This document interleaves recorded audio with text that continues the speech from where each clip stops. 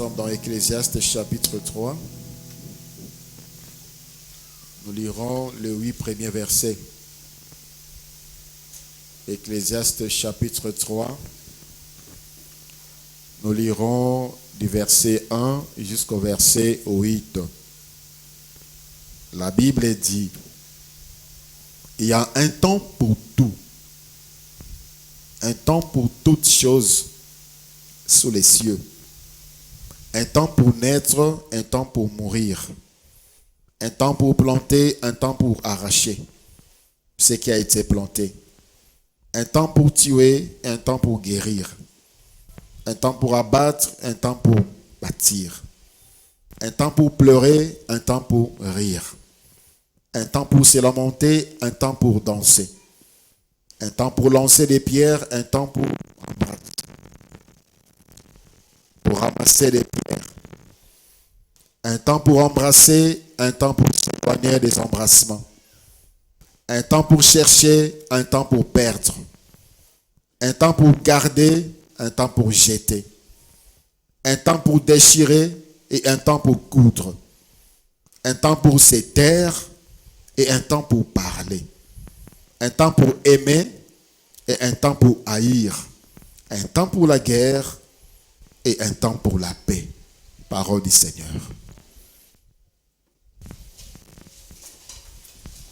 Bien-aimés dans le Seigneur, bonjour. Que la paix du Seigneur soit dans vos cœurs en abondance.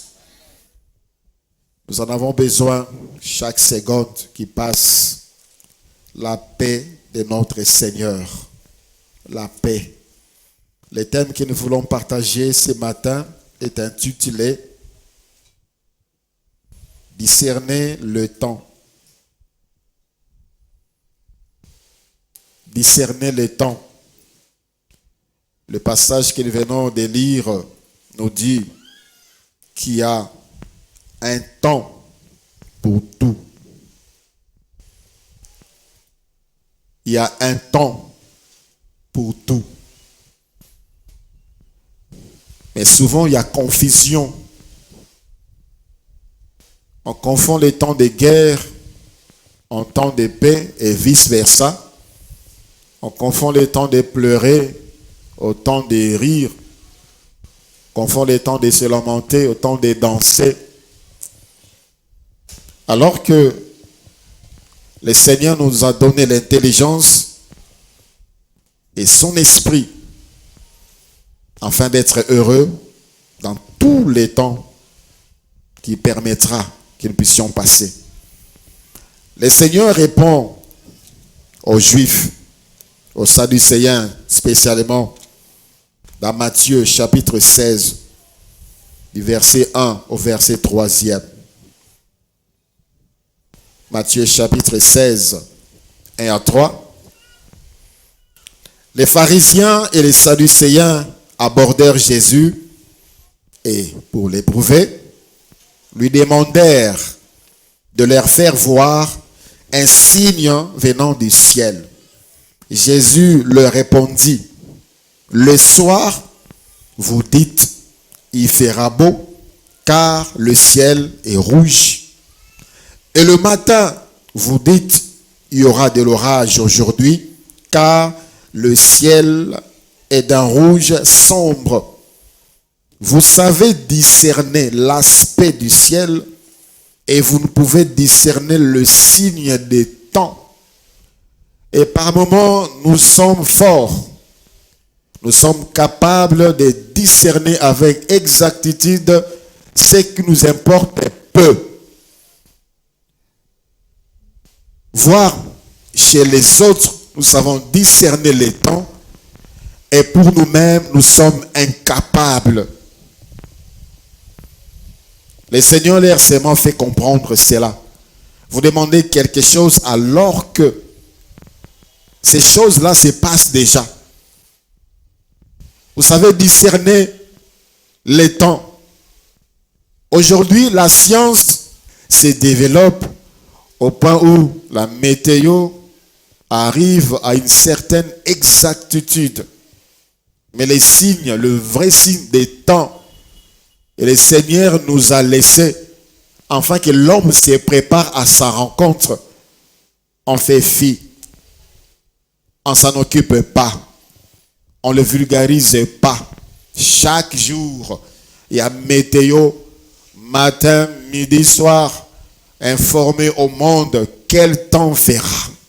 Il va pleuvoir, il y aura des orages, il y aura ceci.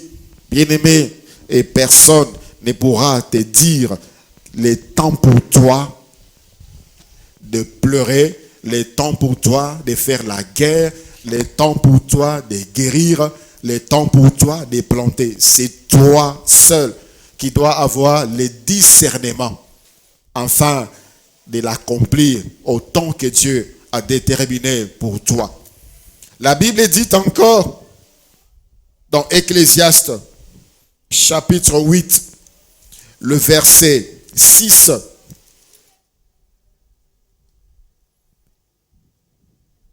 Car il y a pour toutes choses un temps.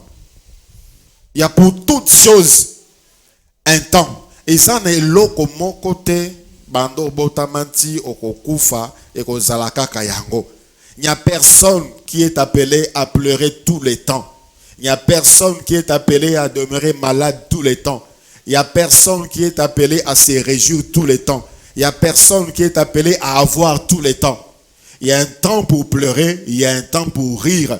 Il y a un temps pour pleurer, il y a un temps pour arrêter de pleurer. Il y a un temps pour manquer, il y a un temps pour avoir. Il y a un temps pour être malade, il y a un temps pour être guéri. En toutes choses, il y a un temps. Et s'il y a quelqu'un qui pense que bien aimé dans le Seigneur, aujourd'hui, le Seigneur te donne cette parole. Pour toutes choses, il y a un temps. Situation au passé nango. Si c'est une bonne situation, prépare-toi déjà parce que les malheurs a atteint aussi les justes. C'est ce que la parole de Dieu nous dit. Et si tu te focalises seulement sur les biens, sur les bonheurs, tu ne te prépares pas à supporter la douleur, la souffrance, tu vas réagir comme la femme de Job. Alors que Job, lui, avait compris. Il dit à sa femme, nous avons reçu les bonheurs, la bénédiction venant de Dieu, acceptons aussi les malheurs. Parce qu'il savait, pour toutes choses, il y a un temps. Je suis riche, je suis en bonne santé, je suis, mais il y a un temps où je ne serai plus et je n'aurai plus. C'est ça qui fait que plusieurs personnes tuent même leurs adversaires, tuent leurs concurrents, parce qu'ils croyaient qu'à tout temps, ils devaient être au poste. À tout temps, ils devaient être au pouvoir. Pour chaque chose, il y a un temps. Ce que Dieu n'a quitté, prépare-toi à sortir. Parce que c'est pour un temps. La Bible nous dit, David régna pendant 40 ans, après il mourit. Il y a toujours un temps de régner, un temps de céder la chaise, de céder la chair. Et cela, c'est pour tout humain. Et à chaque temps, il y a une attitude à adopter.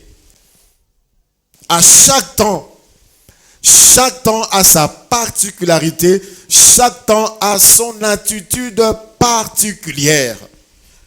Ecclésiaste encore chapitre 7, le verset 14 nous dit, au jour du bonheur, sois heureux, et au jour du malheur, réfléchis. Bien-aimé dans le Seigneur, ce qui nous a battu, diki, c'est cas. Quand Dieu te fait du bien, réjouis-toi. Il y a de cela au jour, au moment où on doit adopter l'attitude de joie, ils sont tristes. Ce qui nous a pambolio changer condition. Ce qui nous a pambolio sepel la on a apesio. Ce qui nous a pambolio changer adresse. Dès que tu es maquillé, olongwe na ndako mukie zwa ndako munene somba lopangu soma mutuka soma mituka lata malamu lia malamu zala na ma condition malamu. C'est l'attitude où on doit adopter en ces temps-là. Au jour du bonheur, réjouis-toi, sois heureux. Au jour du malheur, réfléchis. Chaque temps a son attitude. Au nom de l'humilité, plusieurs confondent les temps. Au nom des vanités, plusieurs confondent les temps. Bien-aimés dans le Seigneur, Dieu a fait toutes ces choses pour un but. Et pour chaque temps, il y a toujours un signe qui annonce son début. Il y a un signe qui annonce sa fin. D'où Dieu nous interpelle en nous demandant d'avoir les discernements des temps. Sauf les temps de la mort, là, il n'y a aucun signe. Et Zanabatu, au talier boye, tu sens que tu penses qu'il va mourir bientôt. Quand tu es à l'hôpital, au Yoki Sango, au Moniye, tu penses qu'il va mourir bientôt. Mais Abiki, Père Oumeli longtemps.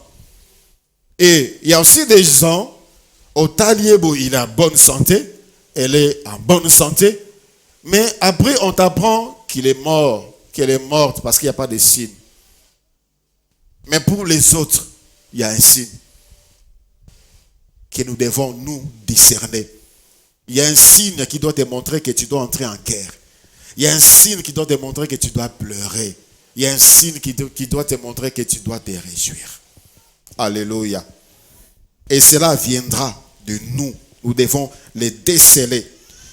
En Israël, dans 1 Chronique, chapitre 12, le verset 32, il y a un fait, il y a un récit que le Seigneur nous a laissé afin de nous montrer l'importance de discerner les temps. 1 Chronique, chapitre 12, le verset 32. On pourrait commencer à partir du verset 33, mais le verset 32, plutôt au verset 23, mais nous lisons seulement le verset 32. 1 Chronique, chapitre 12, le verset 32, la Bible dit, « Des fils d'Issachar, ayant l'intelligence des temps pour savoir ce que devait faire Israël, des 100 chefs et tous leurs frères sous leurs ordres. » La Bible commence par parler des nombres selon chaque tribu. Il y avait des tribus qui avaient des hommes vaillants. Il y avait des tribus où on trouvait des hommes qui savaient manier les armes de guerre. Il y avait des tribus avec sa spécificité. Mais la tribu d'Isaacar, c'était des gens qui savaient discerner les temps et dire au commandant à quel temps on devait attaquer. Tu dois avoir ce discernement pour savoir quel moment je dois agir par rapport au temps qui se présente devant moi. La Bible nous parle encore dans 1 Samuel chapitre 30, du verset 1 au verset 8e. 1 Samuel chapitre 30, du verset 1 au verset 8e. 1 Samuel 30, 1 à 8. Lorsque David arriva le 3e jour à Tziklag avec ses gens, les Amalécites avaient fait une invasion dans le Midi à Tziklag. Et à Tziklag, ils avaient détruit et brûlé Tziklag. Après avoir fait prisonniers les femmes et tous ceux qui s'y trouvaient, petits et grands, ils n'avaient tué personne, mais ils avaient tout emmené et s'étaient remis en route. David et ses gens arrivèrent à la ville, et voici, elle était brûlée, et leurs femmes, leurs fils et leurs filles étaient emmenés captifs. Alors David et le peuple qui était avec lui élevèrent la voix et pleurèrent jusqu'à ce qu'ils n'eussent plus la force de pleurer. Les 2 femmes de David avaient été emmenées, Achinoam de Jisraël et Abigail de Carmel, femme de Nabal. David fut dans une grande angoisse car le peuple parlait de les lapider parce que tous avaient de l'amertume dans l'âme, chacun à cause de ses fils et de ses filles. Mais David reprit courage en s'appuyant sur l'Éternel son Dieu. Il dit au sacrificateur Abiatar, fils d'Achimelech, apportez-moi donc les fautes. Abiatar apporta les fautes à David. Et David consulta l'Éternel en disant, poursuivrai-je cette troupe? L'atteindrai-je? L'Éternel lui répondit, poursuis, car tu atteindras et tu délivreras. Du verset 18 au verset 20. David sauva tout ce que les Amalécites avaient pris, et il délivra aussi ses 2 femmes. Il ne leur manqua personne, ni petit ni grand, ni fils ni fille, ni aucune chose du butin, ni rien de ce qu'on leur avait enlevé. David ramena tout. Et David prit tout le menu et les gros bétails. Et ceux qui conduisaient ses troupeaux et marchaient à sa tête disaient, c'est ici le butin de David. Il est temps que ceux qui te voient disent, c'est ici le butin de ton nom. Il y a eu un temps où tout le peuple était dans la consternation. La Bible dit, ils ont pleuré jusqu'à ce qu'ils n'eussent plus la force de pleurer. Ils ne faisaient que pleurer parce que la situation était catastrophique. On a tout brûlé. On a tout emmené. Leurs femmes, leurs filles, leurs fils, tout. Tout. C'était le temps de pleurer. Ils ont pleuré toute la nuit. Ils ont pleuré. David était dans une grande angoisse, dans la tristesse. Mais il a discerné, il a dit, le temps de pleurer est fini. Maintenant, tous les Canadiens moussous. Bien-aimés dans le Seigneur, il y a un temps pour chaque chose. Tu as longtemps pleuré, il faut tourner la page. On a cherché la paix, longtemps cherché la paix. Le temps maintenant de faire la guerre. David s'est levé.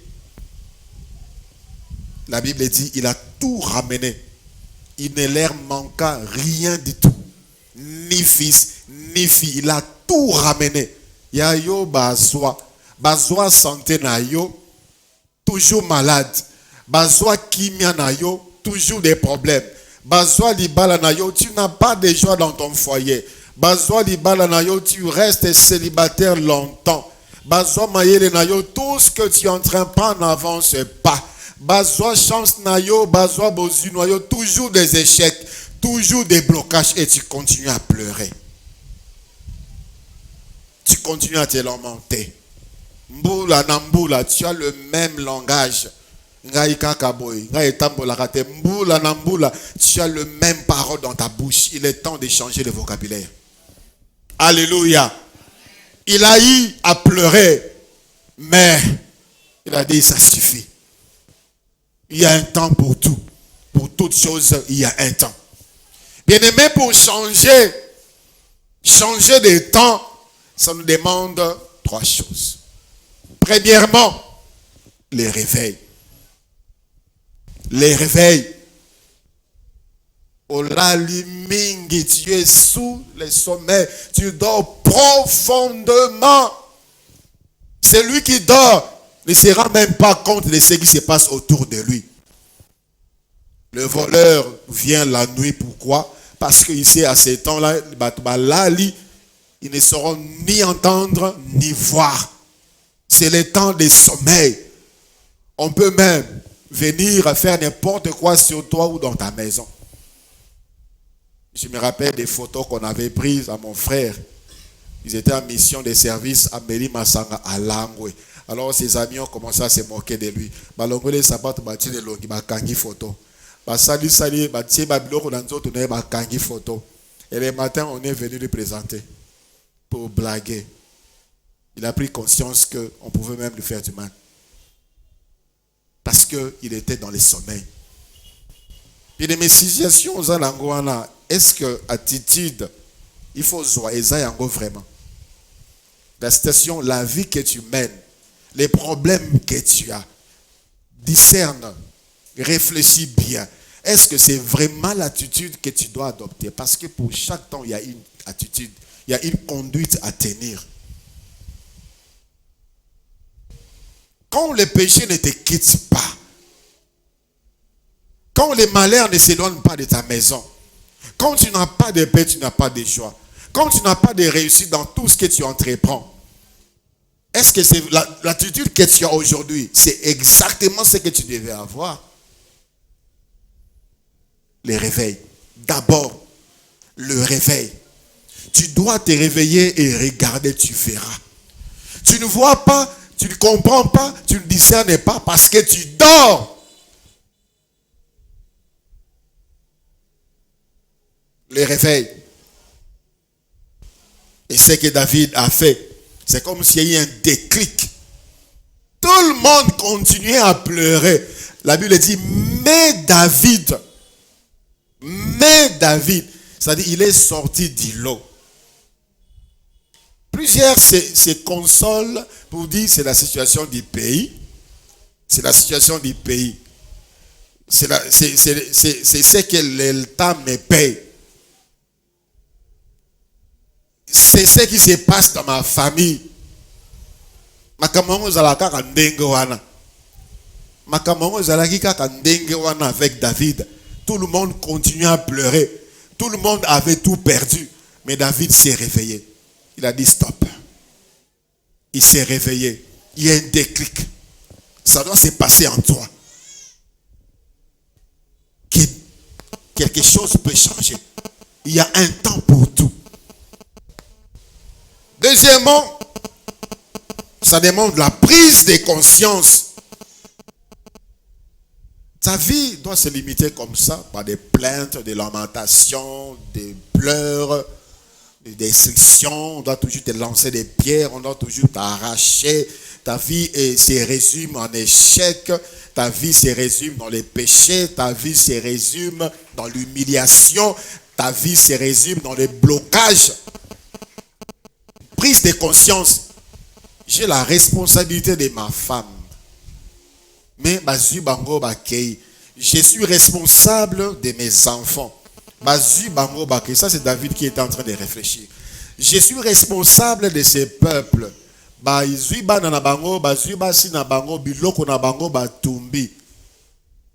suite, ça sera quoi?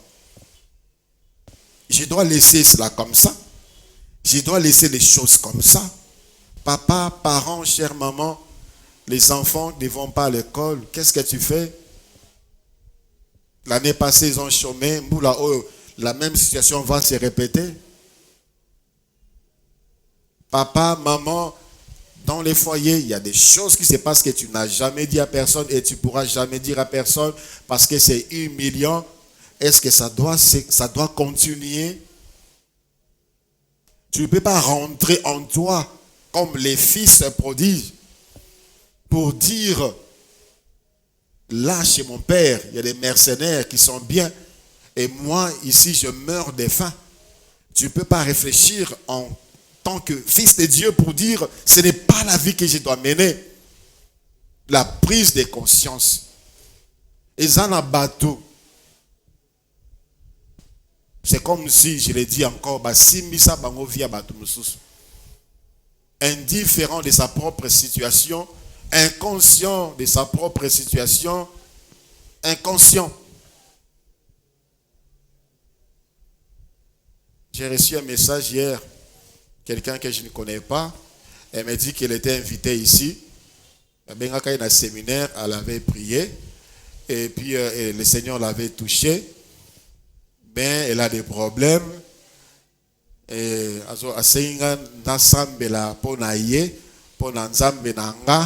changé la situation. Je dis ça, ce n'est qu'un spécimen. Il y a encore des gens inconscients, indifférents. Qu'est-ce que tu as déjà fait toi-même? Qu'est-ce que tu as déjà fait toi-même pour ton problème avant de demander aux autres d'intervenir?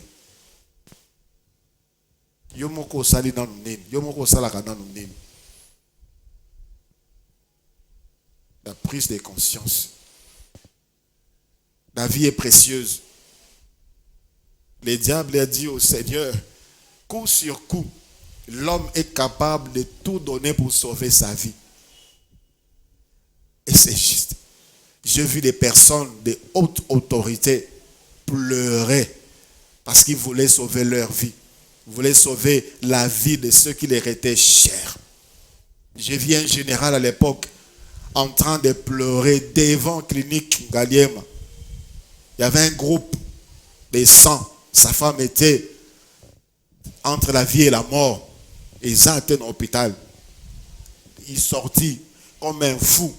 Il crie. C'est lui qui a ce groupe qui vient. Je peux te donner tout ce que tu veux. La vie. Nzambe appelle ça vie pour vivre dans la beauté. Tu dois vivre pleinement ta vie. Il y a un temps, Nzambe l'ékisa yo pour te former, te briser. Mais tu dois prendre conscience qu'il y a un temps pour tout. Le temps de brisement, tu ne t'es pas laissé briser. Tu n'as même pas compris, tu n'as même pas discerné pourquoi tu t'as fait, t'as ramené jusqu'à ce niveau. Même Nabuchodonosor avait compris, un païen, roi des rois, c'est comme cela qu'on l'appelait. Tellement l'olène d'orgueil et mata qui est inamutu, Nzamba kiti saye. Akoma liboma pendant 7 ans. Pendant 7 ans, tikala ko sukolate. Pendant 7 ans, tikala okata manzakate. Pendant 7 ans, tikala okata sukite. Pendant 7 ans, bandaki kolia matiti lokola bangombe. La Bible dit manzake komaki lokola bandeke. Mandefu etondi elongi suki. Salité, il sentait mauvais. Et après 7 ans, Dieu l'a restauré. Il dit, je reconnais que seul Dieu est le Dieu d'Israël.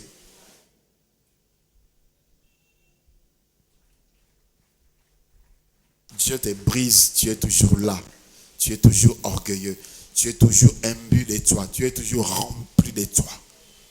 Pour prendre conscience du temps aux ambassades la Kisayo. Et surtout, ça ne peut pas marcher si tu ne regardes pas, si tu ne tournes pas vers Dieu. La Bible dit, David reprit courage en s'appuyant sur l'Éternel, son Dieu. Tu te réveilles, tu prends conscience, tourne vers Dieu. Le banzambe, naye pa na yo. Olobaki, pona makambo nyonso, makambo nyonso eza na tango na yango. Namoni ke tango ya kolela esi esili. Tango ya koseka ekoki. Tu te lèves. Et c'est que David a dit. Il a dit, est-ce que je dois poursuivre ces gens? Je dois l'atteindre. Dieu dit, tango ya kolela esili tellement, tango ya koseka ekomi. Et David est parti. Et il a tout ramené. Bien-aimé, tu dois t'élever. Tu dois te tourner vers Dieu. Tu dois te concentrer sur ta vie, sur ta famille. Et avancer avec Dieu pour tout ramener. Il faut ramener bon mengonayo. Il faut ramener essengonayo. Il faut ramener bozunayo. Il faut ramener santé nayo. Il faut ramener libala nayo, diplôme nayo, mosala nayo, promotion nayo. Natango talaka, tu as des choses que tu dois récupérer que tu n'as pas. Des choses que Dieu t'a promises que tu n'as pas encore touchées. Tu dois t'élever. Tu dois t'élever avec Dieu et ramener cela. Alléluia. Ce n'est plus le temps de continuer à pleurer. Ce n'est plus le temps de continuer à se confier aux hommes.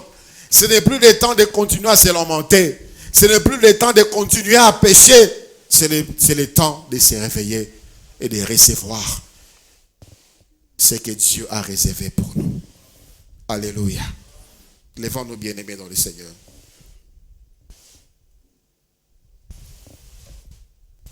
Les temps de triomphe, les temps de victoire, les temps de joie. Bien-aimés dans le Seigneur, je te prie de te réveiller. Je te prie de prendre conscience. Comme je ne cesse de le dire, il faut que Marie, tu dois te séparer de ta femme. Comme la Bible dit, pour un moment, pour vaquer à la prière. Chercher la face de Dieu. Parce que ça ne marche pas. Et c'est là qu'ils doivent arrêter de pleurer. Arrêter de pleurer et d'avancer vers le Seigneur. Ramener, récupérer ce qu'on t'a volé. Ce que tu as perdu. Ce qui était à toi. David akenaki kolukabiloko oyaye bakate. Non, il n'est pas allé extorquer.